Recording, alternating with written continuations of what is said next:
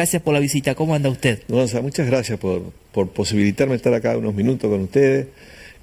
Para mí es tan grave la situación que pasamos que, bueno, aprovechar estos minutos para comunicar a la audiencia, ¿no? Lo que estamos viviendo es importante. Del gobierno, estamos hablando, por las dudas si hay algún televidente nuevo, estamos hablando de la situación económica, ¿no? Producto de las políticas del gobierno nacional. Sí, digamos, cuando hablamos de situación económica hablamos de situación social, siempre aclaro, ¿no es cierto?, que la economía es la actividad que desarrollamos para producir bienes y servicios para que la gente viva bien. Ese es el objetivo fundamental, aunque muchos lo pierden de vista. Entonces, si queremos hablar de economía, tenemos que ver cómo vive la gente. Y bueno, eso ya lo sabemos, eso no es necesario apelar a estadísticas, más allá de que muchas veces estadísticas mentirosas del gobierno ocultan más que muestran la realidad. Yo lo dije así en términos muy simples y muy breves, ¿no? A nivel mundial, la humanidad atraviesa un proceso de crisis civilizatoria. Hemos superado la capacidad que tiene el planeta de soportar esa actividad que hacemos, que le llamamos económica, ¿no? De sacar recursos, quemar energía y tirar desechos, y ya no se pueden reponer en tiempo, por lo menos de miles de años o millones, y no hay plan B. Entonces hay un modelo económico que depreda, que sigue sin cesar, que contamina el ambiente y que además concentra la riqueza y el poder en un sector muy reducido. Y a nivel mundial, menos del 1% de la población mundial tiene más riqueza que el resto de la población. Es una locura, ¿no es cierto? Y tiene un proyecto que yo llamo neomalthusiano, porque ellos saben muy bien que no se puede seguir con este ritmo depredador porque si no los recursos no alcanzan. Estamos ya en un 170% de lo que soporta el planeta, de lo que nosotros hacemos. Es decir, tenemos que disminuir, si no, no tenemos perspectiva. Entonces, o sea, Luis, que si todos consumiríamos lo que consume ese 1 o 5%, ya el planeta no existiría, estaría todo totalmente obviamente destruido. Necesitaríamos 8 planetas, así más o menos estadísticamente. Como hay uno solo, entonces ese sector, en lugar de decir, bueno, tenemos que cambiar la modalidad de producir, de consumir, el hiperconsumismo, la contaminación feroz, lo que ellos dicen, sobra población. Sobramos, porque ellos dicen que no más de 700 a 1.000 millones pueden vivir bien. Por lo tanto, en 8.200 millones sobramos unos cuantos, y su proyecto es que los recursos que son escasos, recursos que son esenciales para la vida, para el desarrollo, para las nuevas tecnologías, son escasos a nivel planetario. Ellos han decidido que son de ellos, les pertenecen, y por lo tanto han llevado a cabo estrategias, por un lado de achicar población, guerras, peste y hambruna, y por otro lado apoderarse de cualquier manera de esos recursos, ¿no? Apoderarse a través de guerra, de bombardeos, de invasiones. Eso es lo que estamos viviendo hoy como realidad planetaria. Claro, lo que sorprende por ahí, Luis, un simple paréntesis y lo dejo seguir hablando, es que a veces parecía que se trataba de ocultar un poco esto. Ahora ya, por ejemplo, Estados Unidos, desde que Trump es presidente, no lo oculta para nada, lo reconoce hasta públicamente, y la mayoría de los humanos, no solamente los argentinos, es como que seguimos con la vida como si nada pasa. Es como que él lo dice, bueno, me interesa el petróleo de Venezuela, los recursos naturales de tal y tal lugar. Lo dice abiertamente, ya ni siquiera se preocupan por ocultarlo, ¿no? Exactamente, antes uno tenía que estudiar documentos reservados. Ya no es necesario ir a la clase de la Ferriera ahora, ya me lo dice Trump directamente. Hoy ya lo dicen abiertamente, es una barbaridad, ¿no es cierto? Una barbaridad porque en paralelo han logrado, no sé si copar un poco la mente de la mayoría a través de la manipulación de los medios de comunicación, del manejo muy inteligente, ¿no es cierto?, de la inteligencia humana de la mente, y han hecho que ha habido una pasividad muy grande en la gente, y bueno, hoy está, yo digo esto para bajar a la realidad argentina, ¿no es cierto? Ellos han visto América Latina, ya la definieron, ¿no?, ya el siglo pasado, como una zona de sacrificio. Zona de sacrificio para ellos significa necesitamos los recursos y sobra población. Yo siempre digo sobra, pero sobramos, porque yo no estoy dentro de lo que se salva, no, van a quedar muy pocos. Entonces, Argentina, como parte de eso, estamos viviendo lo que llamo un modelo neocolonial, porque lo definen ellos, no los argentinos, que es de extractivista depredador. O sea, que todo lo que nosotros teníamos como positivo, que mejoraba las condiciones de vida, el empleo, el valor agregado, la tecnología, para ellos no les importa, les sobra, les preocupa, porque ellos no quieren que nosotros gastemos recursos, los recursos son para ellos.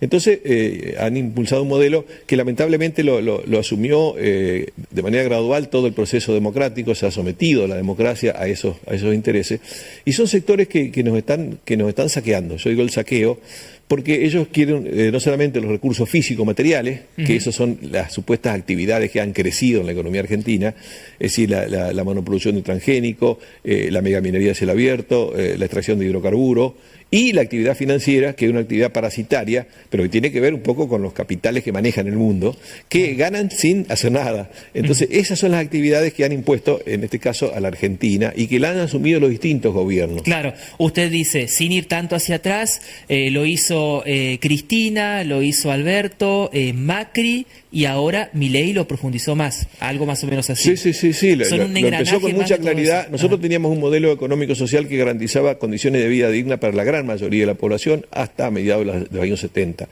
Eso fue destruido sistemáticamente y se fue construyendo este nuevo modelo. Apareció en la década del 90, con el justicialismo, después siguió con distintos gobiernos, pero la esencia no se modificó. Es decir, se priorizan las actividades de la minería a cielo abierto, el fracking, que trae petróleo, pero son actividades que son de las más contaminantes del mundo, que contaminan totalmente el territorio, el ambiente, son zonas de sacrificio porque ya no puede vivir más la población en esa cercanía, y la actividad financiera, que es una actividad parasitaria. Esto es importante entenderlo para poder saber a dónde vamos cómo estamos hoy. ¿Por qué? Porque la actividad financiera enriquece, usurera, digamos, y parasitaria, enriquece a un puñado de grandes capitales que empezaron con la famosa bicicleta financiera de Martínez de O, donde traían dólares, lo depositaban en pesos, el dólar el gobierno lo mantenía sin variación y ellos en pesos obtenían altas tasas de interés que se las daba el mismo Estado. O sea, el Estado operaba para que ellos se enriquecieran muchísimo.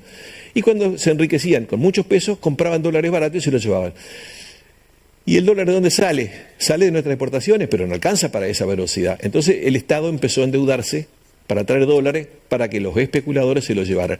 Esto inició un proceso de endeudamiento que empezó al inicio de la dictadura con 8.000 millones de dólares de deuda y hoy tenemos más de 525.000 millones de dólares. O sea, para que vean, ha explotado la deuda. ¿Por qué? Porque como no alcanza para abastecer el saqueo de estos sectores, el Estado se endeuda. Y cuando el Estado se endeuda, después le queda el problema de tener que pagar los intereses y devolver. Claro. Como nunca alcanza, entonces estos mismos sectores le dicen al Estado, achiquen el gasto. ¿Pero cuál gasto? Y el gasto del jubilado, el maestro, el médico, en acción social, en la universidad, la investigación.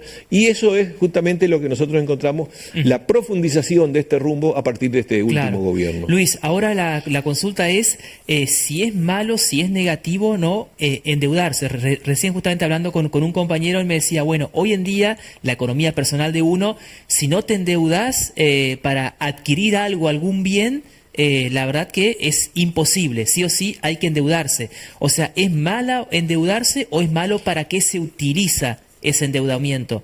Claro, ¿se entiende? No podemos compararlo porque el endeudamiento en la Argentina ha sido inclusive investigado por un juez y se hizo se llegó finalmente a la decisión del juez en el año 2000, que dice esa deuda que hicieron asumir al Estado argentino y a través del Estado al pueblo argentino es una deuda fraudulenta, ilícita. Claro. Y por lo tanto no debió ni siquiera pagarse los intereses. No fue para crear más puestos de trabajo, no llegó a la Argentina, fue para fuga de capitales. Bien.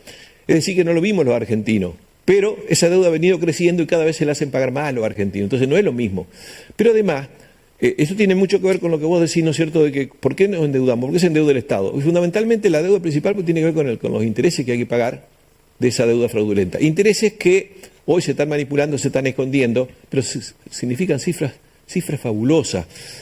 Y el tema es que si esto sigue, esta bicicleta sigue, porque hoy el dólar sigue siendo una variable manipulada. Pero, o sea que no es lo mismo si yo me endeudo, por ejemplo, para comprarme una casa y dejar de pagar el alquiler, que si me endeudo para hacerme una fiesta y gastarme toda una noche y listo. O sea, son distintos tipos. Argentina se endeuda para hacer una fiesta, gastársela en una noche. Totalmente, pero no es la Argentina la que se endeuda. Digamos, sí, endeudan al país, pero la fiesta no es para todos. La fiesta es para unos pocos. Es decir, había un proceso de concentración. Las grandes corporaciones, que son las que saquean el país, los grandes bancos internacionales fundamentalmente, fundamentalmente, son lo que pasa en la fiesta. Pero después esa fiesta tiene que pagarla el resto de la ciudadanía. ¿Y cómo se paga? Y porque dice, bueno, el Estado tiene que achicar el gasto. ¿Y dónde le achican el gasto? En el pago de intereses, y que ahora... No, es tremendo. Y le hacen pagar no solamente achicando el gasto, a las provincias no le dan, no hay gasto en infraestructura, las rutas están destrozadas, se están desmantelando organismos que llevaron décadas y esfuerzos para generar una posición, por ejemplo, en el término de ciencia y técnica, de todo el sector de energía atómica, el INTE, están destrozando todo porque no les interesa. Entonces, el problema es el siguiente: esa deuda que en lugar de pagarla a los que pasaron por la fiesta, se la hacen pagar a los que menos tienen, a través de una política tributaria donde la mayor parte de los impuestos no los pagan los que más tienen y más ganan, que son los que nos saquean, sino que los pagan la mayoría de la gente que tiene menos recursos, aún el desocupado. ¿Por qué? Porque lo pagan a través de los bienes que consumen. Entonces, por ejemplo, el grande especulador... El IVA sería, ¿no? ¿Cómo? Uno de los, es el IVA, los impuestos internos, los ingresos brutos. Es decir, uno ni sabe que lo está pagando, porque si no se lo discriminan, ahora sí lo discriminan, pero en la energía. Ahora, eso lo pagan lo que yo digamos, ¿no es cierto?, los giles y los perejiles, porque, por ejemplo, la energía tiene una gran componente de impuestos nacionales, provinciales y municipales. Si uno ve la tarifa de lo que paga energía eléctrica, ¿no? Ahora, la mega minera son grandes corporaciones que destrozan, vuelan la cordillera, contaminan el curso de los ríos, destruyen glaciares, pero además ocupan una gran cantidad de agua y de energía. Y esa energía, por ejemplo, la mega minera en una provincia de cordillerana gasta más energía que toda la provincia junta, esa mega minera. Pero por esa energía no paga impuestos. Entonces, ¿quiénes pagan los impuestos? Y pagan los chiquitos. Ahora están sacando impuestos a las ganancias, el RIGI, el Super RIGI, como le llaman ahora, nuevo, le pone tope, es decir, vienen supuestamente para promover inversiones, pero las inversiones ¿en qué consiste? Que ellos vienen y nos sacan los recursos. Pero por ahí pueden decir, bueno, viene la empresa minera, genera puestos de trabajo y el famoso efecto derrame. ¿Eso existe o no existe? Claro, para nada existe. La mega minería a lo largo de 25 años, no más, empezaron en el 97, o sea, casi 30 años, en la Argentina la totalidad de las empresas mega mineras para el año pasado no tenía más que 11.000 empleados. 11.000 empleados. No tienen nada, es nada prácticamente, no tienen efecto. Y sin embargo, no generan empleo, pero se llevan todo y contaminan. Entonces, ¿cuál es la inversión? ¿Cuál es el efecto que tiene esa inversión? Es nulo. Porque cuando dicen traemos inversiones, y por ejemplo traen maquinaria que la hacen allá, lo hacen ellos afuera. Entonces, ¿eso qué inversión no significa? Pero lo traen inclusive sobrevaluada y eso les permite después retirar toda la ganancia y la renta que obtienen. Es decir, no tienen efecto multiplicador. La Argentina, según el PBI famoso, ¿sí?, que el año pasado creció un 3, 3,5, hoy este año calcula, ¿no es cierto?, un 2 y pico %, oculta más de lo que muestra. ¿Por qué? Porque hay sectores que han desaparecido, ¿sí?, hay sectores que han caído mucho y hay sectores que han crecido una locura. ¿Cuáles son los que han crecido? La mega minería, el petróleo, es decir, la energía, los agronegocios también un poco, y el sector financiero. Todos son sectores que están en manos de muy pocas corporaciones, que no generan casi empleo, que se llevan la plata afuera y que no pagan casi impuestos. Entonces, en términos de lo que nosotros decimos, la economía tiene que garantizar condiciones de vida digna para todos. Bueno, estamos lejísimos de eso. Y lo que yo insistía al comienzo, y acá trato de cerrar, yo decía plan masacre, porque estos ya vienen por todo. Ya no tiene límite. Entonces el plan masacre es masacrar la sociedad. La estructura social nuestra garantizaba históricamente, después fue degradándose, que la gran mayoría de la población podía tener trabajo, tenía ingreso digno, había una pobreza muy, muy reducida, la industria era un sector importante, lo mismo que el comercio interno. Bueno, todo eso se destroza porque de esa manera... Hay una primarización de la economía, sería. Hay una reprimarización brutal de la economía, pero eso, ¿qué garantiza? Que la gente queda desocupada o con ocupación precaria o inclusive con ocupación formal pero muy bajo ingreso y no consume. Quieren destruir la clase media, que es la que más teóricamente consume. ¿Por qué? Porque eso les deja los recursos para que se los lleven. Entonces es una enorme contradicción que nosotros seamos un país tan rico y tenemos, por ejemplo, producción y exportación récord de carne vacuna, pero tenemos los niveles de consumo de carne vacuna per cápita más bajos de la historia. Y nosotros tenemos exportaciones récord de energía, ¿sí?, de petróleo y gas, de hidrocarburos, pero resulta que estamos pagando precios inmensos por el gas, por el combustible y por la tarifa eléctrica. Entonces, ¿cómo puede ser? Porque no es para nosotros. O sea que lo que vamos a ver ya es, o ya lo estamos viendo, ¿no? Menos obreros que tienen uniforme de la fábrica, que van a producir una heladera, por ejemplo, y más gente que tiene el uniforme de la empresa de reparto de pedidos, por ejemplo, los famosos monotributistas. Mirá, el trabajo formal, así. El trabajo reconocido, han desaparecido desde este gobierno 340.000, más o menos 340.000 empleos formales, los informales mucho más, ¿no es cierto? Y miles de empresas, el 99% de las empresas fueron empresas pyme. ¿Por qué? Porque este modelo no le va a dar lugar. Y se piensa que van a, no solamente las 26.000 que han desaparecido, sino que para fin de año calcula que van a ser 40.000. Y esas empresas no se van a recuperar más. Y eso es un proceso, es un círculo vicioso, porque hay menos ingresos por menos salario, menos ingresos por las jubilaciones, menos ventas porque hay más desocupados. Entonces va a haber más despido y va a haber más cierre. Y eso va a hacer que sea... Entonces, esto es lo que yo insisto, que no hay... esto no nos lleva a ningún futuro mejor, porque hacer el esfuerzo y el sacrificio es para que cada vez estemos peor. Acá, justamente, lo que tenemos que revertir esta situación, modificando, y la única forma es tratar de frenar el saqueo gigantesco de que somos objeto. Claro, porque la esperanza creo que todavía está en una parte de la sociedad, es decir, bueno, hago el esfuerzo, me compro menos ropa, hasta salgo menos a comer afuera o compro menos alimentos, porque después de este esfuerzo van a venir muchos años positivos, muchos años buenos. Es como cuando uno está estudiando y hace el esfuerzo los últimos días de un parcial, bueno, y hago el esfuerzo y me saco una buena nota y después tengo vacaciones. Usted dice... esto no va a suceder. Yo insistía desde el comienzo, no pasa nada. Que no hay que esperar que cambie, porque no hay ninguna medida, no hay ningún anuncio, no hay ninguna de las leyes que se aprobaron que indique que esto va a cambiar el rumbo. Al contrario, van más a fondo. Y el Fondo Monetario, hablando de fondo, ¿no?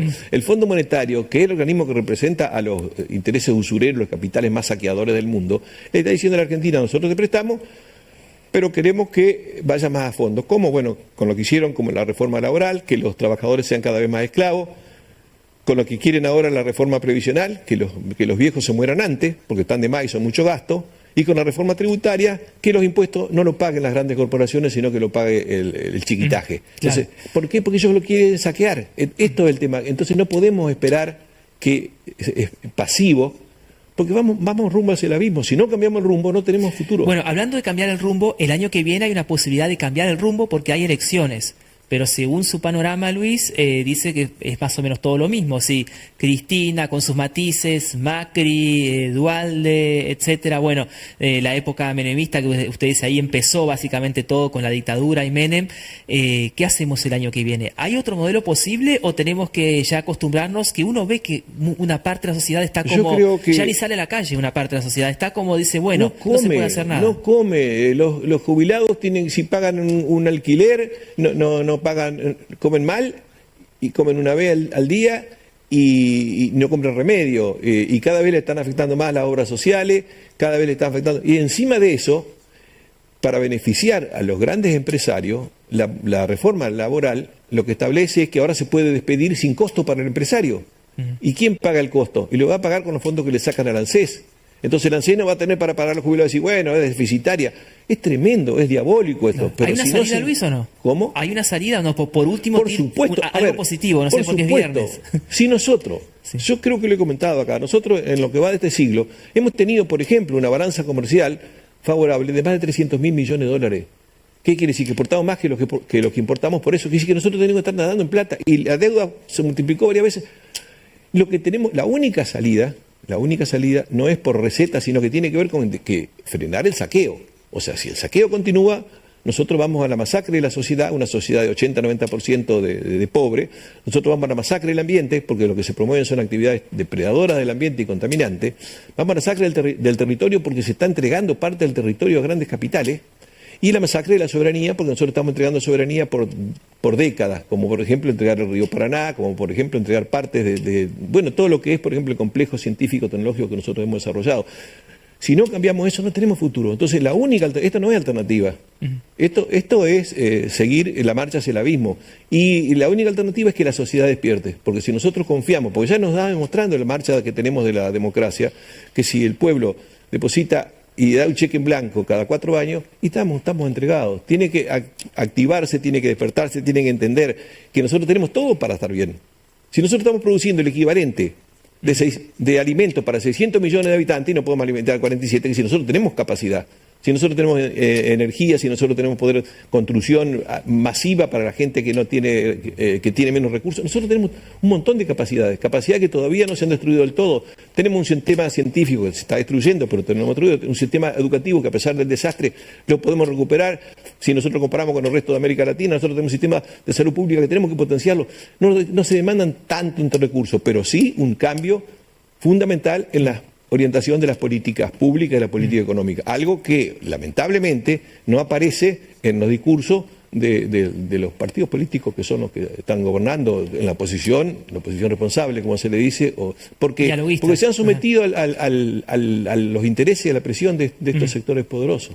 Luis, podríamos seguir hablando, pero bueno, lamentablemente veo que pese a que es viernes, que estamos en la previa al partido de la selección, Luis no me va a decir algo positivo para alentarnos a vivir este fin de semana y sigue manteniéndose en su postura, ¿no?, de este plan realmente muy complicado, plan masacre, como dice Luis, que propone justamente el gobierno nacional. Así que bueno, gracias por la charla y bueno, lo seguiremos invitando seguramente. Simplemente para cerrar te digo, tenemos potencialidades extraordinarias para garantizar un país y una sociedad con condiciones de vida digna para todos. Tenemos las posibilidades. Hay capitales, hay recursos, hay inversiones, hay inteligencia, hay territorio, tenemos todo. Lo que pasa es que tenemos que decidirnos, los argentinos, a ser protagonistas de este proceso y no esperar de brazo cruzado algo que no va a llegar de arriba. Y tengo mucha esperanza también porque todavía hay periodistas que nos dan la posibilidad me parece, ¿no? Todavía no sé cuándo va a llegar, ¿viste? Sí. Pero hasta dónde, pero... No sé si el lunes seguimos con este programa, pero bueno, hay que reconocer que agradecemos al canal también que nos dan este espacio, ¿no?, para hacer una entrevista bastante extensa. Si bien Luis podría hablar mucho más tiempo, hay muchos más temas para hablar, pero bueno, por ahí no es común encontrar en televisión, en radio, espacios donde uno pueda explayarse durante tanto tiempo. Esperemos que del otro lado genere interés y ustedes se queden escuchando porque es interesante también. Después saquen sus propias conclusiones, pueden coincidir o no, pero es importante escuchar diferentes voces y no simplemente a los economistas tradicionales, ¿no? Porque Luis es economista, pero por ahí tiene otra visión, porque siempre nos quieren encasillar en kirchnerista libertario, más o menos a grandes rasgos. Y a Luis, si ustedes lo escucharon en sus sucesivas entrevistas, él tiene otra posición y tiene una visión mucho más allá de las fronteras de Argentina, sino en un contexto mundial y cómo vincula la economía, el ambiente y la sociedad, ¿no?, que es todo un conjunto y no van por separado. Luis, ahora sí, muchas gracias. Muchas gracias, Gonzalo. Luis Laferrier, economista aquí por Paraná 6, breve pausa y ya seguimos con más información.